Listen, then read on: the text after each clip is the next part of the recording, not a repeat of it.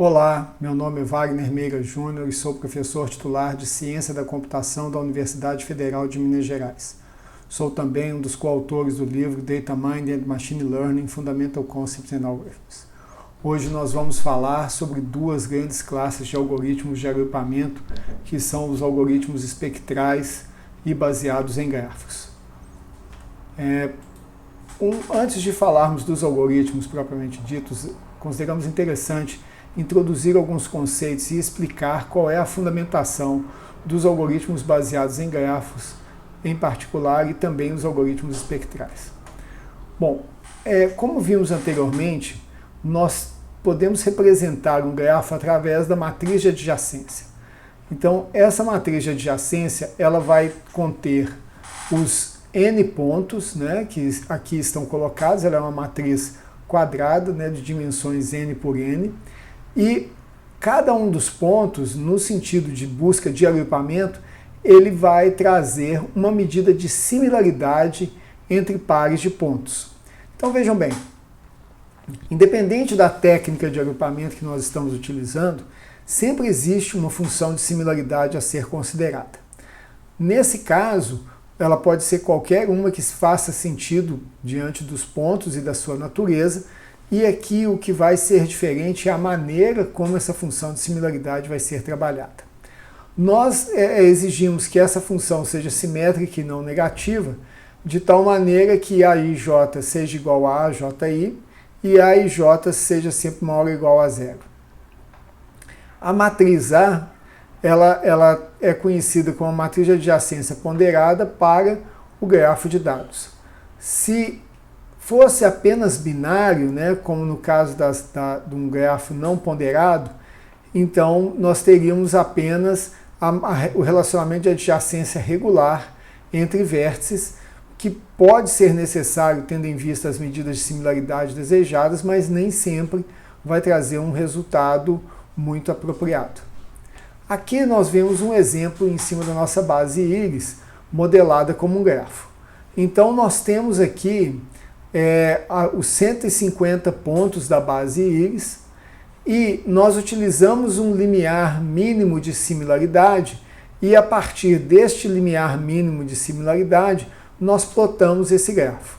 Então, esse grafo ele não possui todas as arestas do íris, aqui estão representadas apenas 1730 dessas arestas, mas nós vemos claramente, e a forma como o grafo foi desenhado auxilia nesse sentido, que existem alguns agrupamentos onde a densidade em termos de arestas, ou seja, a proximidade entre os vértices, que aqui é representada pelo quão escura cada aresta ela fica bastante clara. Então nós vemos aqui vários grupos. Nós vamos utilizar esse grafo ao longo deste capítulo para entender como essa modelagem por grafo pode nos ajudar para fins de agrupamento. Bom, mas exatamente o que nós iremos considerar para fazer esses agrupamentos? Há uma série de formas que nós podemos trabalhar para modelar a matriz de adjacência e suas derivadas. E algumas dessas formas são mais adequadas, são mais amenas para fins de um processamento, por exemplo, utilizando princípios algébricos. Então vamos lá. Para um vértice xi, seja di o grau daquele vértice definido como a soma, ou seja, a linha da matriz de adjacência associada àquele vértice. Nós podemos então definir a matriz do grau delta, de um grafo G como uma matriz diagonal n por n, onde apenas os valores das diagonais contêm esse somatório aqui, que é o grau do vértice, e todos os outros elementos eles são zerados. Então aqui nós temos, né, a definição dessa matriz de grau. Nós podemos, a partir desta matriz do grau, definir a ideia de uma matriz de adjacência normalizada. Ou seja, nós vamos dividir cada linha da matriz de adjacência pelo respectivo grau. Dada a matriz ponderada A para o grafo G, a sua matriz de adjacência pode ser vista aqui nessa figura, onde nós temos em cada célula dessa matriz o número de adjacentes dividido pelo grau, que é representado pela linha. Uma vez que A não tem elementos negativos, isso implica que cada elemento de M, nominalmente MJ, também não é negativo, tendo em vista que nós estamos calculando essa matriz AIJ sobre DI. O máximo que acontece é ele assumir o valor zero. Como cada linha de M soma a 1, isso implica que 1 é um alto valor de M e ele é o maior alto valor de M. E os outros autovalores, eles satisfazem a propriedade que o seu módulo é menor ou igual a 1. Ou seja, nós podemos ter autovalores negativos e uma vez que M não é simétrica, os seus autovetores não são ortogonais. Nesse sentido, notem que a utilização, por exemplo, da matriz de adjacência normalizada, ela acaba não sendo adequada por questões dessas características que acabamos de verificar. Aqui nós temos então um grafo de exemplo que vamos usar ao longo dessa discussão, a sua matriz de adjacência e a matriz de graus. E a matriz de adjacência normalizada é mostrada aqui. Os autovalores de M começam, como foi dito, em 1, que é o maior autovalor, mas eles alcançam valores negativos exatamente por não serem ortogonais. Bom, uma outra representação que nós podemos utilizar e que ela também expressa características do grafo interessantes para fins, por exemplo, de agrupamento, é a matriz laplaciana. Então, como que é definida essa matriz laplaciana? O conceito de laplaciano ele aparece em vários contextos de estatística e matemática e também aqui. Então vamos lá. A matriz laplaciana ela é a diferença entre o grau e a matriz de adjacência. Então aqui nós temos exatamente a matriz do grau, aqui nós temos a matriz de adjacência e o laplaciano resultante aqui dentro deste processo. Essa matriz L laplaciana, ela passa a ser bastante interessante, por quê?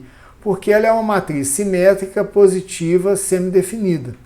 Significa que ela tem N autovalores não negativos reais que podem ser organizados em ordem decrescente, como mostrado aqui.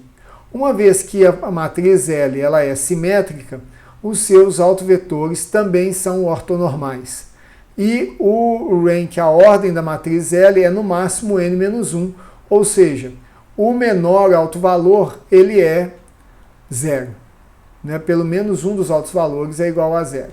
Então, com essas características, como nós vamos ver, essa matriz laplaciana ela pode ser bastante útil quando nós tentamos encontrar similaridades e agrupamentos entre os vários pontos.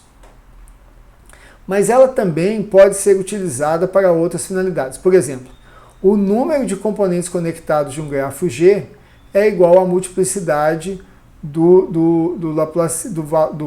primeiro autovalor do laplaciano. O cofator de qualquer elemento do laplaciano do grafo é igual ao número de árvores geradoras de G. Então, não é exatamente a finalidade para a qual nós vamos utilizá-la aqui, mas fica aqui a lógica de que ao identificarmos uma representação interessante dos dados que nós queremos agrupar, isso facilita o nosso trabalho, como nós vamos ver mais adiante. A ideia que é bastante robusta no uso da matriz laplaciana é que ela lida muito bem com grafos irregulares. Ou seja, ela permite que nós estudemos certas propriedades de grafos irregulares, o que não acontece com o caso da matriz de adjacência. Em particular, dada uma função de um grafo, o laplaciano e a função do nosso grafo foi o quê? Foi o grau menos a adjacência.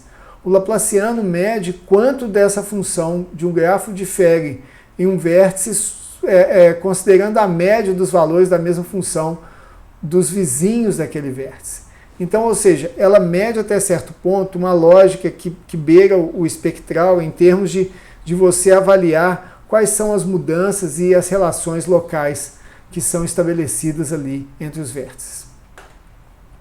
Então aqui nós temos, voltando àquele grafo exemplo, nós temos o seu laplaciano e nós temos aqui os autovalores de L que são colocados, incluindo o que já foi definido, né, que todos eles são positivos, que o último valor é igual a zero, e que eles geram vetores ortonormais. O laplaciano, como nós vamos ver, ele ainda permite que seja também normalizado do ponto de vista simétrico, onde você vai considerar as duas dimensões que estão representadas em cada célula, ou mesmo assimétrico, onde você vai normalizar muito parecido com o que nós fizemos com a matriz de adjacência. Tá? Novamente, a matriz laplaciana simétrica, ela é simétrica, positiva semidefinida, com uma ordem máxima de n-1 e o menor alto valor igual a zero. E o normalizado assimétrico também tem a mesma propriedade. Bom, aqui nós temos então o normalizado simétrico e os seus autovalores, que percebemos a existência dessas propriedades, e o assimétrico, que traz uma característica interessante, é que os autovalores, tanto do simétrico quanto do assimétrico, eles são idênticos. Tá? Bom, com isso nós terminamos essa primeira discussão sobre como que nós podemos modelar uma base de dados para ser utilizada por algoritmos de agrupamento espectrais ou baseados em grafo.